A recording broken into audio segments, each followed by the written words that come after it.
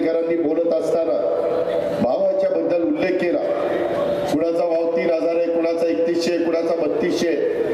मी ज्या माळेगाव सहकारी साखर कारखान्याचा चेअरमन आहे, मी 3450 रुपये उसाला भाव दिला। किती? 3450 रुपये। अरे मी काय करू रे, माझ्याकडे तिकडे शेती करतो। त्यामध्ये माझा शेजारी एक सहकारी कारखाना आहे सोमेश्वर, त्याचा भाव 3400।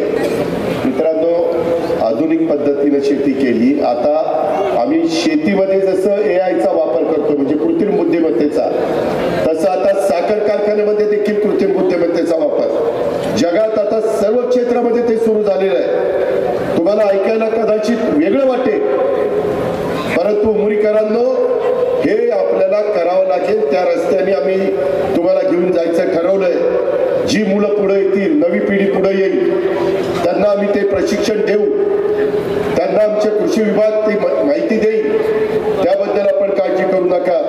परंतु आता इथून पुढच्या काळामध्ये आपण सगळ्यांनी त्या कृत्रिम बुद्धिमत्ता तंत्रज्ञानाचा वापर करायचा आहे। पहिल्या टप्प्यात आम्ही यंदाच्या वर्षी 50,000 शेतकऱ्यांना 1 लाख एकर क्षेत्राला त्याचा फायदा देण्याचं ठरवलेलं आहे। 500 कोटी रुपयाची तरतूद राज्य सरकारने अर्थसंकल्पामध्ये केलेली आहे। होतं काय, कारण उद्याच्याला लोकांच्या वेगवेगळ्या मागण्या येतात, परंतु त्यांनी तयार केलेल्या मालालाच योग्य भाव मिळाला, योग्य दर मिळाला आणि उत्पादन त्याचं वाढलं आणि उत्पादन खर्च कमी झाला। मी आता माझं टनेज निघत होतो साधारण 60, 65, 70 पर्यंत। मी आता यंदा एआयचा वापर करून ऊसाची लागवड केलेली आहे। मला खात्री आहे की साधारण माझा 100 टनाच्या पुढच्या वर्षी ऊस निघेल। मी जरूर तुमच्यातले काही लोक आले तर मी तुम्हाला दाखवेन की कशा पद्धतीचा तो ऊस आहे।